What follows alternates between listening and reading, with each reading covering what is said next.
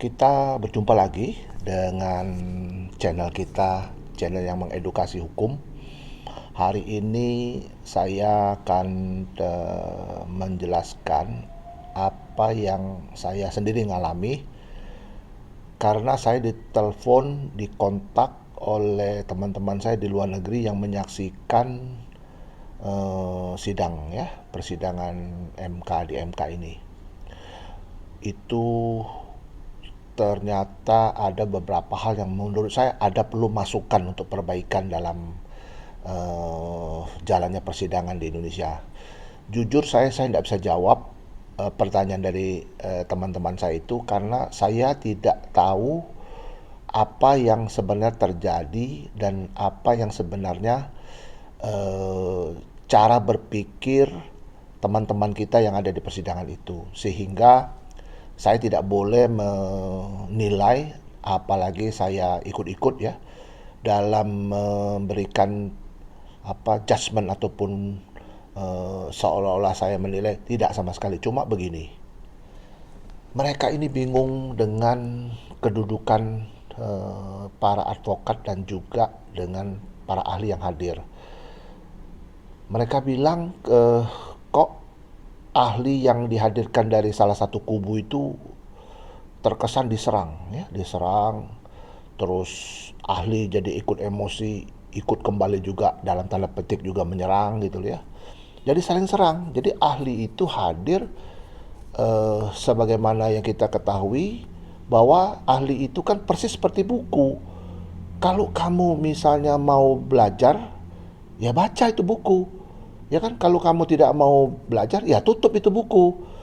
Tapi kalau kamu misalnya katakanlah buku itu seleranya itu selera romans, ternyata buku itu cerita silat, ya tutup buku itu, nggak usah dibaca, kan kayak gitu.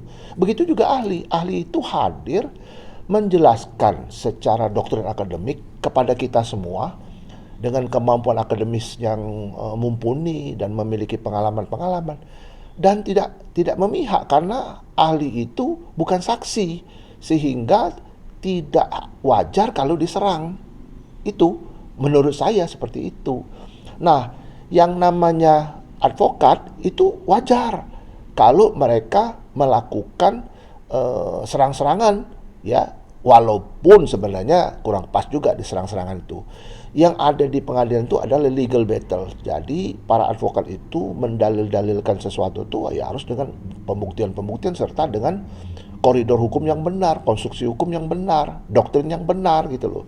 Nah, jadi kesimpulan saya, ini perlu ada pemahaman yang benar ya, supaya pengadilan kita ini tidak sesat cara beracaranya ini gitu loh. Khususnya ahli tadi. Saya bingung, ahli itu kok jadi seperti itu ya, diserang apa segala. Saya bingung kok, apa kepentingan ahli gitu loh ya. Nah, ini mungkin begini secara psikologis.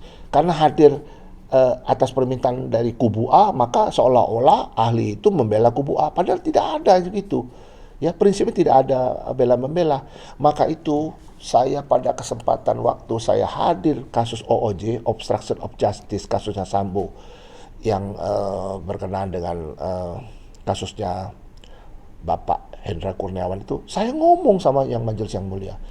Majelis yang mulia, saya bilang, yang sebenarnya yang benar itu mengundang ahli itu adalah yang mulia atas usulan dari, mungkin usulan dari para pihak dan atau yang mulia sendiri, seperti itu.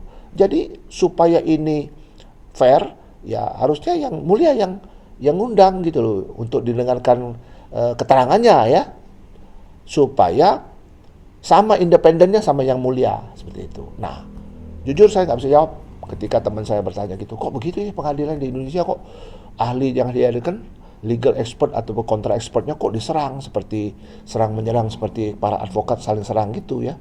Sebenarnya ya nggak ada masalah kalau advokat ya memang tugasnya seperti itu. Namun advokat tidak juga boleh menyerang pribadi seperti itu, supaya kelihatannya itu nanti kurang profesional, karena advokat itu adalah jabatan yang officium nobile ya, terhormat.